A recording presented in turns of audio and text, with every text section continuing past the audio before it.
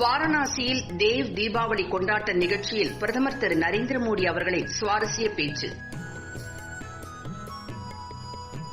வாரணாசியில் ஆண்டுதோறும் தேவ் தீபாவளி பண்டிகை கங்கை நதியையும் காசி விஸ்வநாதரையும் மரியாதை செலுத்தும் விதமாக மிகவும் கோலாகலமாக கொண்டாடப்படுகிறது.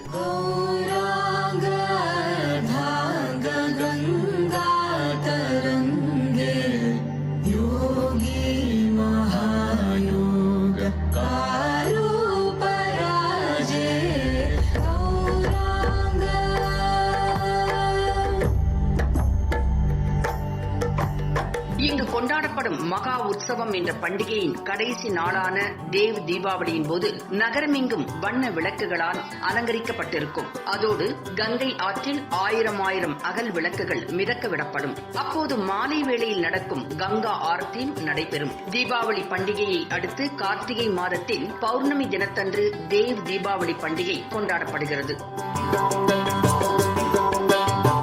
இந்த தினத்தின் போது வானிலிருந்து கடவுளர்கள் எல்லாம் பூமிக்கு இறங்கி வந்து கங்கையில் நீராடுவதாக புராண நம்பிக்கை கூறுகிறது. அதில் கலந்து கொள்வதற்காக உலகம் முழுவதும் இருந்து ஏராளமான பக்தர்கள் இங்கு வருகிறார்கள். நமது பிரதமர் திரு நரேந்திர மோடி அவர்களும் இந்த தேவ் தீபாவளி கொண்டாட்டங்களில் பங்கேற்றார்.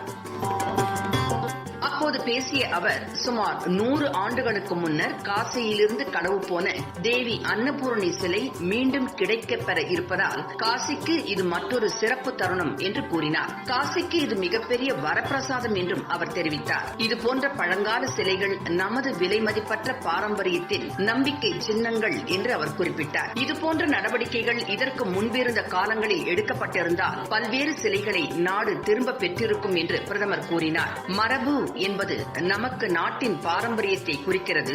எனினும் சிலருக்கு அவர்களது குடும்பம் மற்றும் குடும்ப பெயரை அது உணர்த்துகிறது என்று அவர் தெரிவித்தார்.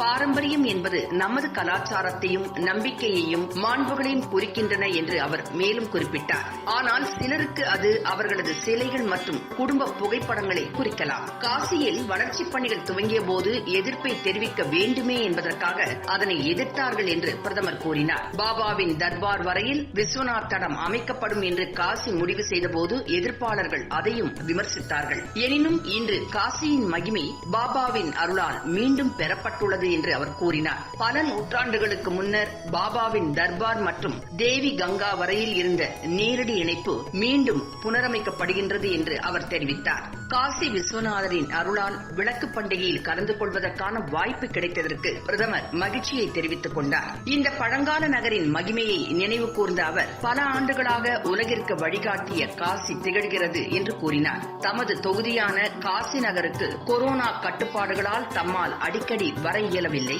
இதனால் ஏற்பட்டுள்ள வெற்றிடத்தை உணர்ந்து இருப்பதாகவும் பிரதமர் தெரிவித்தார். தமது மக்களிடமிருந்து இந்த காலத்தில் தாம் மிக தொலைவில் இருக்கவில்லை என்றும் பெரும் தொற்று காலத்தில் ஏற்படுத்தப்பட்டுள்ள வழிமுறைகள் குறித்து தாம் கேட்டறிந்ததாகவும் அவர் குறிப்பிட்டார். பெருந்தொற்றின் போது பொது சேவையில் தங்களை ஈடுபடுத்திக் கொண்ட காசி மக்களுக்கு தமது பாராட்டுக்களை அவர் தெரிவித்தார்.